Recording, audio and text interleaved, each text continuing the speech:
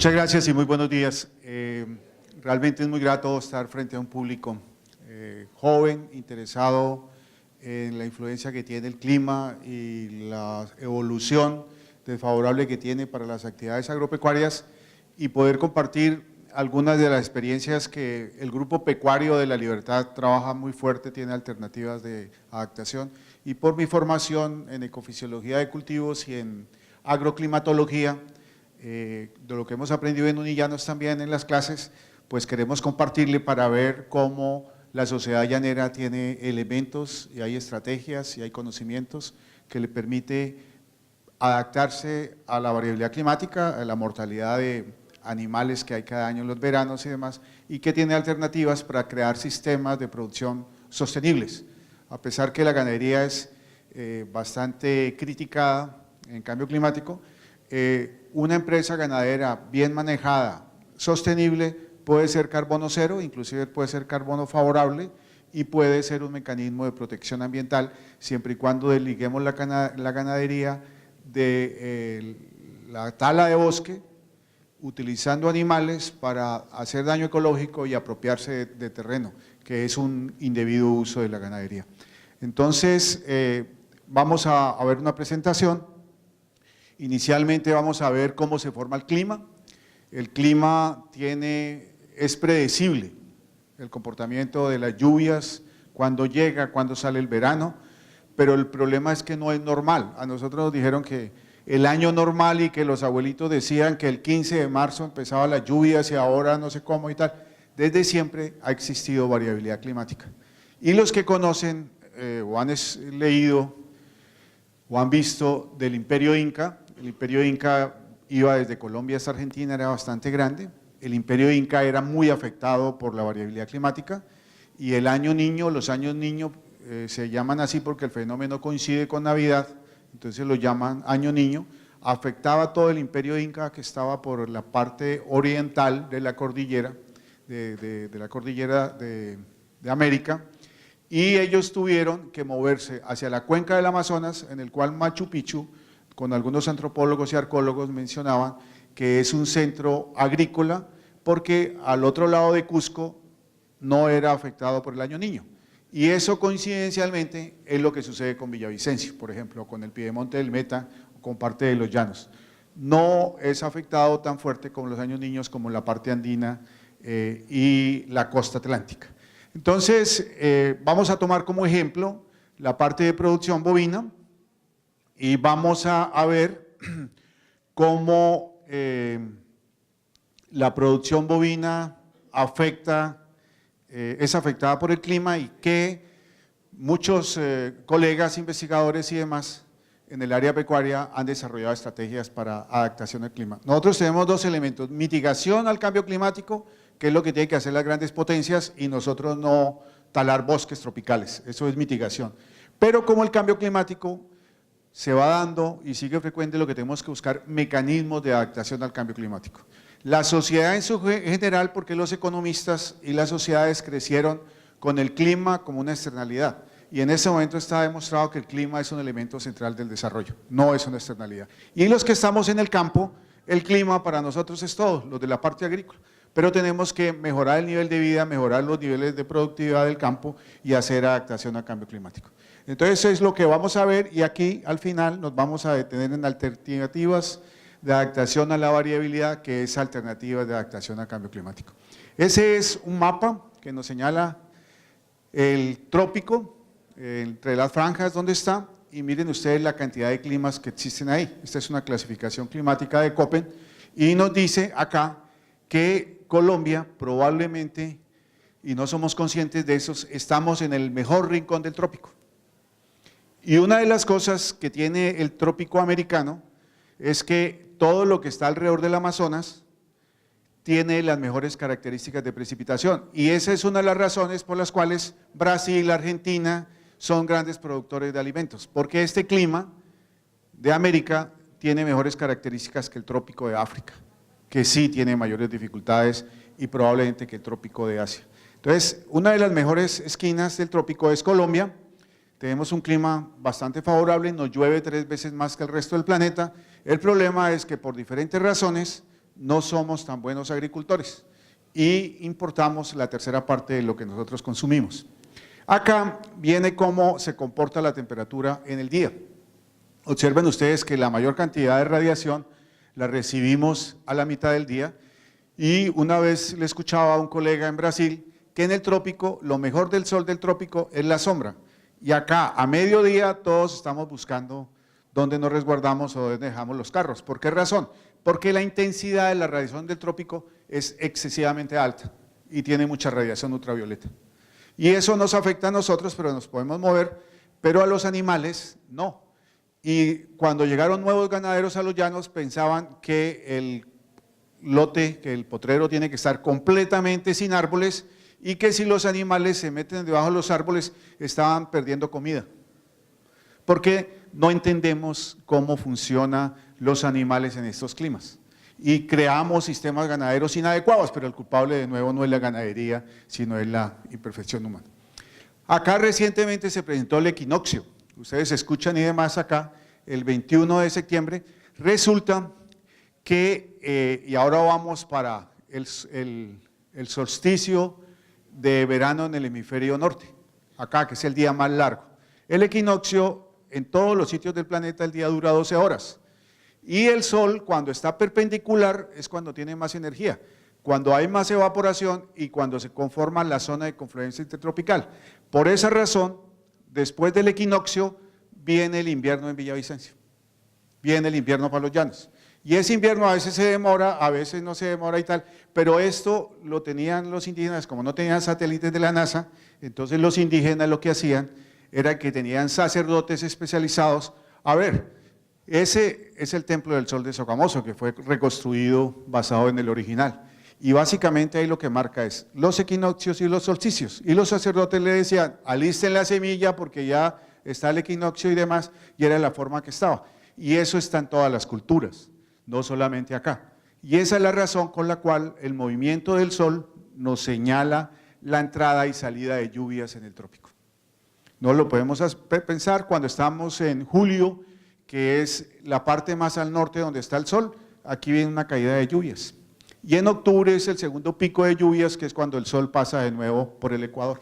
Entonces, ese movimiento se da, lo que pasa es que, y eso nos genera la zona de confluencia intertropical. Así es como se mueve la zona de confluencia intertropical. Entonces, hacia el norte, está en junio, en el hemisferio norte, que Nueva York oscurece a las 10 de la noche, y en el segundo semestre, Nueva York oscurece a las 4 de la tarde, porque el sol está en la parte de abajo. Y esa zona de confluencia intertropical nos lleva a las nubes que suben y bajan, y los que no dan el periodo de lluvias para nosotros y demás. No solamente es ese factor, sino estos factores influyen sobre el clima. Los vientos alisios, las montañas, que para nosotros es una bendición, pero nos daña la carretera, nos llega la lluvia ahí, pero no daña la carretera, no nos deja hacer ejercicio y demás, y estos son los factores que influyen sobre el clima. Esto está permanentemente en movimiento, por esa razón no podemos pensar que el clima es predecible. La suma de todos esos elementos y todos los factores nos da las características promedio del clima en Colombia, que básicamente son estas: regiones muy secas como la Guajira y regiones muy húmedas como el Chocó, que es la segunda región más lluviosa del mundo, y nos señala este mapa que es la cantidad de agua que nos llega por lluvia y la cantidad de agua que se evapora. No es ajeno que el clima de Villavicencio, por ejemplo, del Piedemonte del Meta, sea igual desde el punto de vista hídrico al clima del Amazonas. Por esa razón, si uno mira los datos de Iquitos, de Manaos, demás del Amazonas, son muy parecidos a los que tenemos nosotros. Y ahí nosotros podemos ver, digamos, aquí el principal problema que tenemos es el exceso de agua. Y el exceso de agua castiga más la producción de pastos y de cultivos que la falta de agua. Y en lo que tiene que ver con el Meta, del Piedemonte del Meta, son 1 millón de hectáreas. El 70% tienen deficiente o mal drenaje. Y nosotros tenemos pastos, suelos bien drenados en zonas que no son. Entonces, no es el cambio climático, no, es la falta de conocimientos nuestros para diseñar sistemas productivos adaptados a esas condiciones. Y hay alternativas. La suma de todo eso hace que los periodos de lluvia y los periodos de sequía en Colombia tengan estas características. Por esa razón, hay regiones con diferentes épocas de producción de café, y en el caso de cítricos, la cosecha principal en la costa y en el llano sale a partir de noviembre, diciembre, y la cosecha principal de la zona andina sale a partir de junio y julio, por eso tenemos cítricos permanentemente. Entonces, estas son las características que tienen las condiciones climáticas. ¿Qué es lo que pasa? Que hay una diferencia entre variabilidad climática, que es natural, y hay modificaciones entre años y dentro del año, y la otra cosa es cambio climático. Y cambio climático nos señala que los eventos de la variabilidad climática cada vez son más recurrentes y más fuertes. Y entonces, si nosotros no tenemos tecnología ni sistemas productivos adaptados a variabilidad climática, con cambio climático los problemas van a ser más graves. Pero se resuelve con conocimiento, con tecnología y con experimentación. Por eso es importante tener trabajos de campo con largo tiempo. Acá es como se presenta el fenómeno del Niño. En Asia, en este momento están midiendo la temperatura del agua del Océano Pacífico. Si la temperatura sube a determinado nivel, se sabe que va a ser Niño. ¿Por qué razón? Porque el agua se evapora muy rápido y en cambio de venir a llover en América, llueve en el Pacífico. Y si la temperatura es muy baja, va a haber efecto Niña, va a llegar demasiada agua acá. Y eso, digamos, de alguna forma es predecible. Y aquí se muestran los datos de 22 años en Colombia, pero si tuviéramos datos de 150 años sería parecido. Observen ustedes que nosotros no tenemos años normales. En 22 años que están los registros tenemos un año promedio, que es el primero, y después tenemos semestres promedios aquí. Lo normal es la variabilidad climática. Y aquí muestra en el 2010-2011, que nos mostraba el colega anterior, los efectos tan graves que tuvo 2 años niños seguidos que ocasionaron unas pérdidas muy fuertes. ¿Qué es conclusión de esa gráfica? Que la sociedad tiene que adaptarse a estas condiciones. Es más, la sociedad colombiana, que es un país de alto riesgo por las montañas y demás, debió haber previsto esta variabilidad climática para la construcción de ciudades, de carreteras, de vías, de demás, y todo tiene que estar basado en esto. Lamentablemente no lo hicimos, y ahora que no llega el cambio climático, que es más fuerte estos eventos, entonces nos empezamos a preocupar con algo que debimos haberle hecho eso algún tiempo. Ahí están cómo los eventos son de altas temperaturas o de bajas temperaturas, son más fuertes debido a cambio climático y empiezan a documentarse esta parte. Nosotros estamos en la cuenca del Orinoco, es la segunda cuenca más lluviosa de América, después del Amazonas, y una característica que tiene es que es excesivamente plana, casi no tiene pendiente, pero nos llueve bastante, nos llueven 2.5 metros cúbicos por metro cuadrado de suelo, y tenemos que drenar toda esa agua, pero como esa agua cae en 9 meses, no la alcanzamos a drenar, parte de esa agua tiene que empozarse, y entonces nosotros tenemos unas regiones naturales que se empozan, que es la llanura inundable. Esta es la llanura inundable de Casanare frente a Tauramena, y la gran ventaja de la altillanura colombiana es que llueve lo mismo, pero el agua se drena. Entonces esa es la gran ventaja que tiene para la producción agrícola. Tenemos una pendiente, para que los estudiantes revisen el concepto de pendiente, 0.05%. O sea, cada kilómetro de Casanare o del Meta al mar, la pendiente cambia 5 centímetros cada kilómetro. Y como no llueve tanto, pues el agua se empoza. Y los animales que están ahí han tenido que adaptarse a esa condición, que es lo que vamos a ver. ¿Qué es lo que le pasa a la producción agrícola del llano, la producción pecuaria? Que durante 9 meses tenemos exceso de agua y las plantas y los pastos no pueden funcionar porque no tienen oxígeno en el suelo. Si no tienen oxígeno en el suelo, no pueden producir fotosíntesis, no pueden producir materia seca. Y después llega 5 meses de verano y pasamos a un suelo completamente seco que tampoco puede producir fotosíntesis ni puede manejar ganado. Y entonces en esas condiciones, estos son los datos de balance hídrico de Puerto Carreño, tenemos exceso de agua en Puerto Carreño 5 o 6 meses y después tenemos 5 meses de sequía. ¿Sí? ¿Y qué pasa en esas condiciones?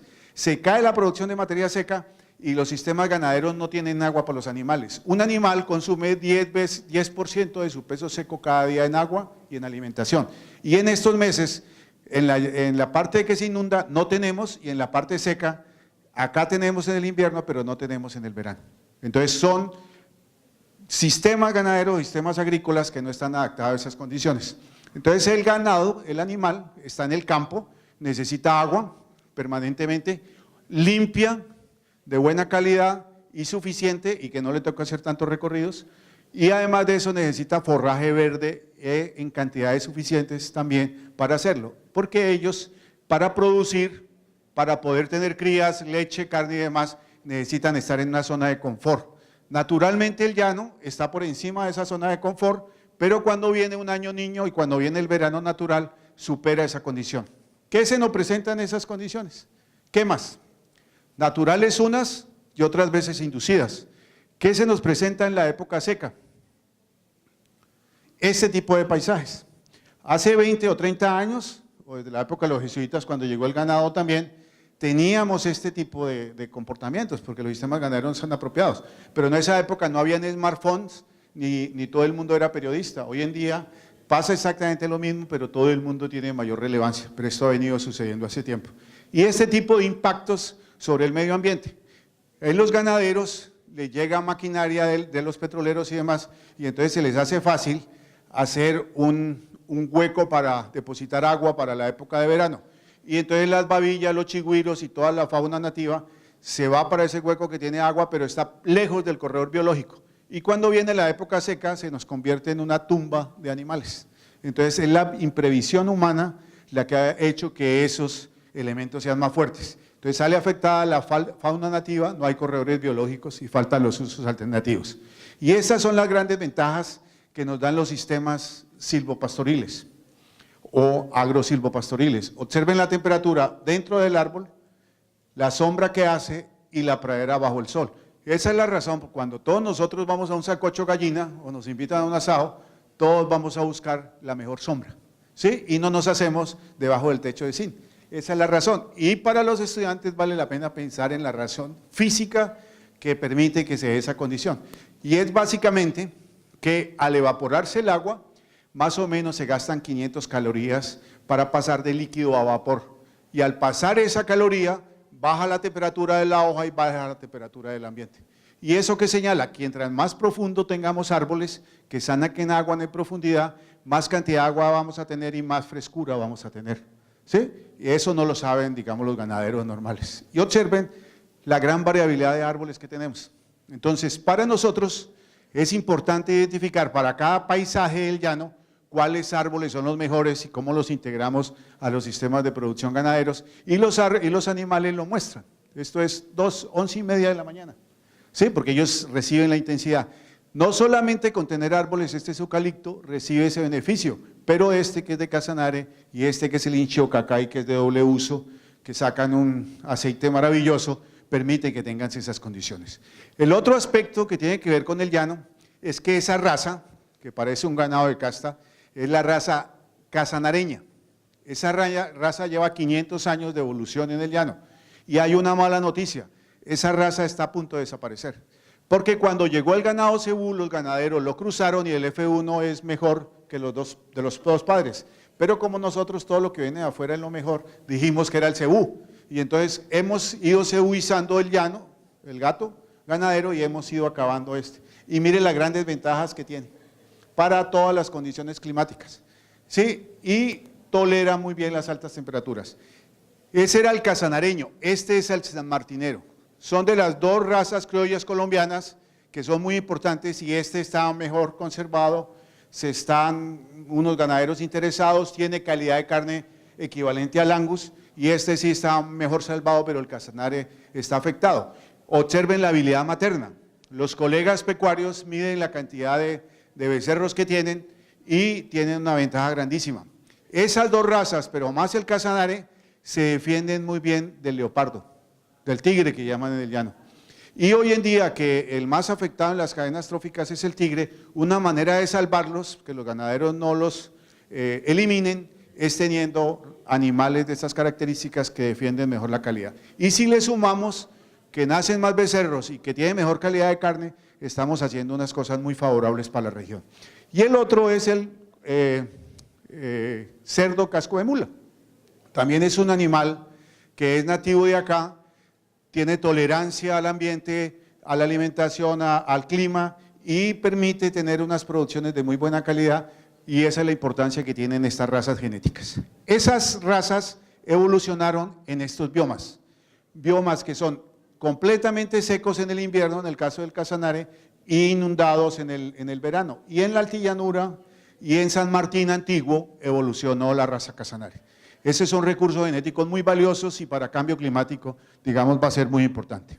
Acá está cómo los colegas en Taluma, en Puerto Gaitán, tienen los sistemas silvopastoriles y también dentro de los sistemas silvopastoriles pueden utilizarse árboles que permitan el ramoneo de los animales. Digamos, hay una amplia…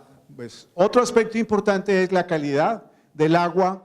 Se debe tener un acueducto ganadero. ¿Por qué? Porque los animales necesitan entre 26 y 66 litros por día, disponibilidad de acceso 3-4 veces por día, la frecuencia y la calidad del agua. Y los requerimientos son superiores en época seca. Y eso es completamente distinto a lo que tenemos nosotros en nuestros hatos. Entonces nosotros tenemos hatos que cosechan ganado, que le han sacado por varias generaciones muchos recursos al llano, pero no le hemos regresado ni en tecnología, ni en manejo y demás. Y eso. Aquí está, animales de la raza Casanare comiendo pasto en zonas inundables. Estas tienen una fuerte habilidad genética, estas razas, estas vacas, tienen mucha cría, son muy prolíficas y además defienden a sus hijos del tigre, del leopardo. Entonces ellos tienen habilidades en ese sentido, en cambio el ganado de cebú no se le mete a lo húmedo. Entonces ahí hay ventajas y desventajas de los animales criollos. Aquí está en la tecnología un set de fotos de cómo hacer sistemas silvopastoriles en la altillanura colombiana donde tenemos problemas de aluminio y acidez, y entonces la agricultura inicial nos permite pagar los costos que nos da a tener pastos mejorados y tener árboles de tal forma que sí hay tecnología para hacerlo.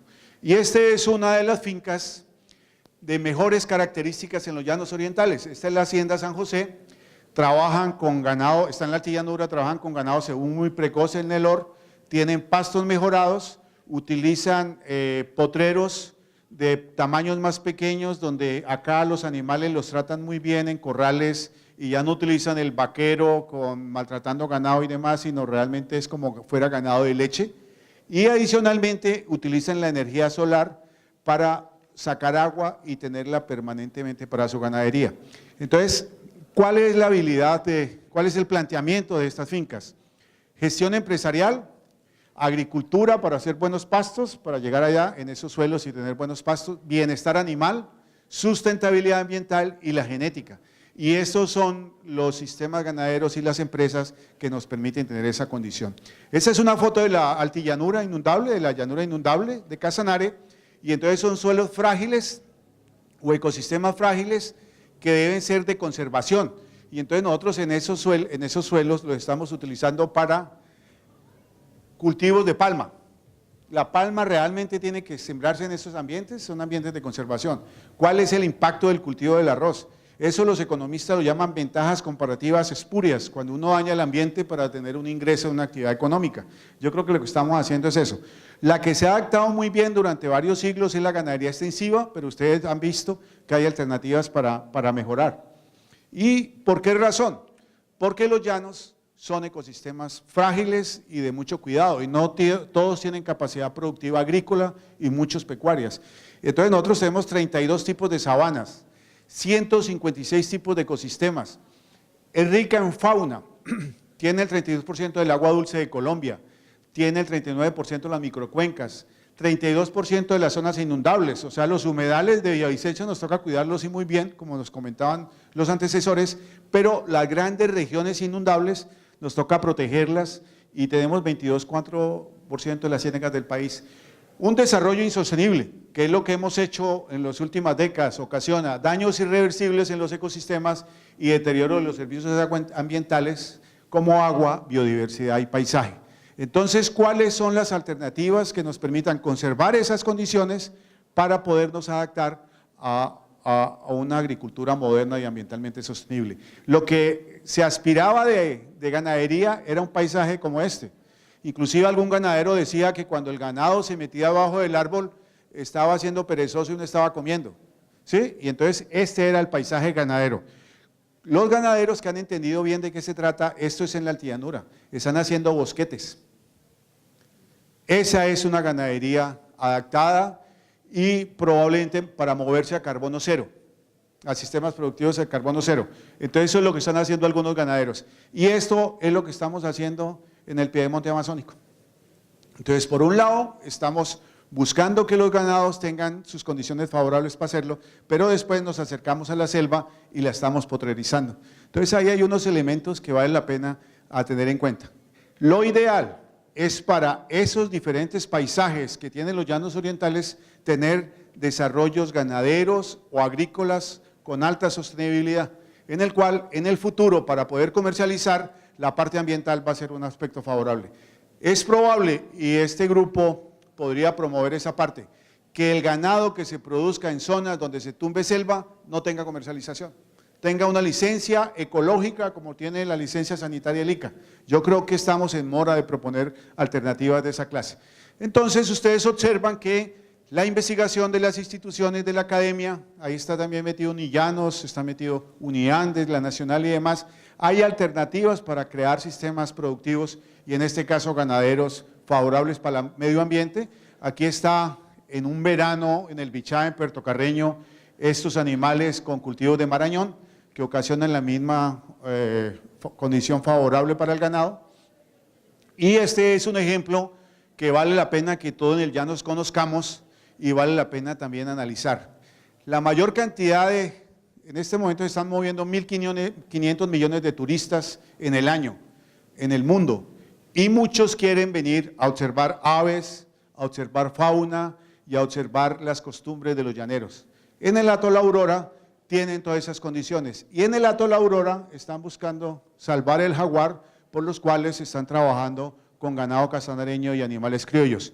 Esto es visitado por extranjeros permanentemente durante el transcurso del año y cómo están con los hatos ganaderos tradicionales demuestran que sí es posible hacer desarrollo sostenible teniendo altos ingresos desde el punto de vista de ecoturismo ambiental y aumentar los ingresos que se tiene en la ganadería sin dañar la fauna, que es lo que hemos hecho desde la colonia, todos los que han venido a colonizar el llano y mucha de la gente que se ha establecido.